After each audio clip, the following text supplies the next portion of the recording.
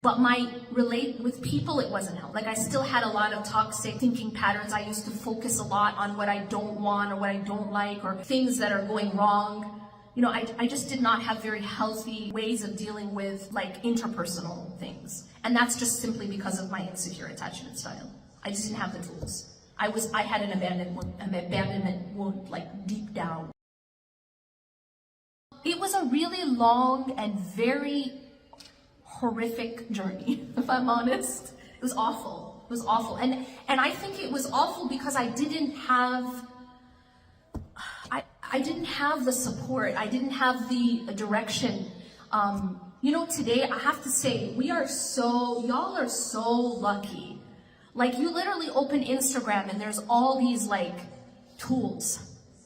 We didn't even have something called Instagram. Like, we hardly had email, okay? I'm old.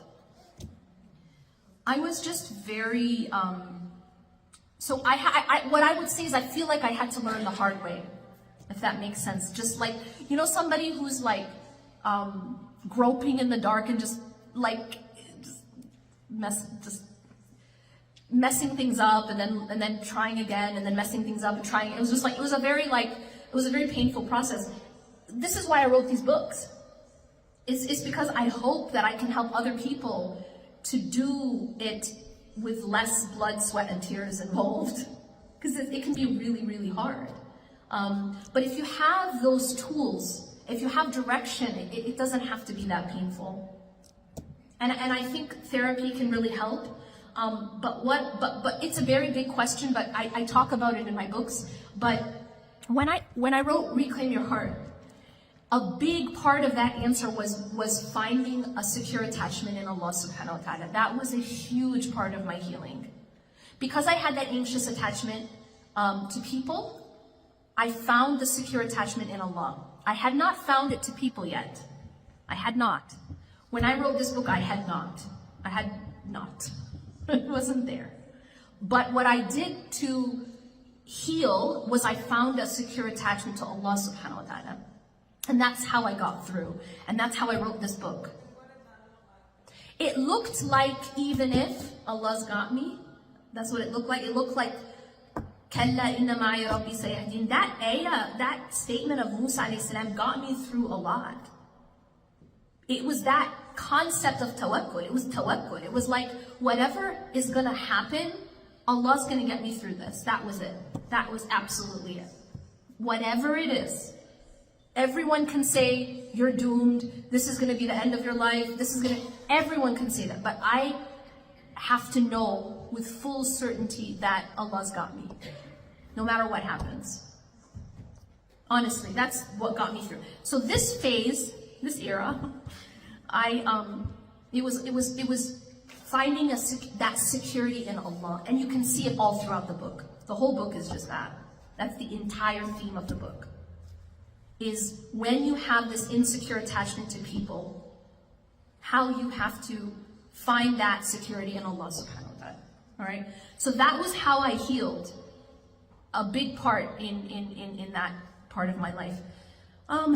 Then I wrote these books.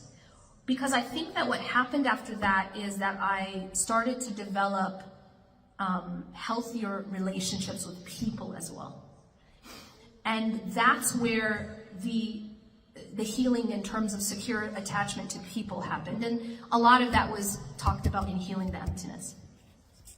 How to be healthy psychologically, socially, environmentally, in your thinking. A lot of my thinking wasn't necessarily healthy. I think my thinking about Allah subhanahu wa ta'ala was healthy in this era, in this time. But with people, it wasn't healthy. Like, I still had a lot of toxic thinking patterns. I used to focus a lot on what I don't want or what I don't like, or, you know, things that are going wrong. You know, I just did not have very healthy ways of dealing with like interpersonal things. And that's just simply because of my insecure attachment style. I just didn't have the tools. I had an abandonment wound like deep down. And so there was a lot of, and there's shame and all these other big terms that, you know, you can read about. But I think Healing the Emptiness was a lot more about learning the healthy psychological tools and healthier interpersonal. I just had healthier, alhamdulillah, I was able to develop healthier human relationships. Yeah, but that was my journey. It was first I had to learn to attach in a healthy way to Allah, and then I had to learn the other part.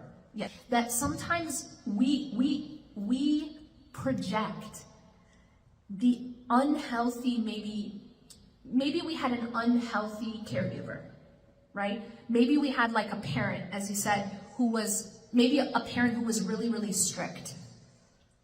A parent who was impossible to please. A lot of times when people have this, they project that image onto Allah. They actually look at Allah as being impossible to please. Nothing I do will ever be enough. No matter how hard I try, it'll never be enough.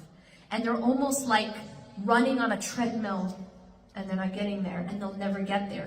And part of what you have to do, as the sister said, is you have to actually heal your image of Allah and also recognize how it is connected to this unhealthy relationship with the parent.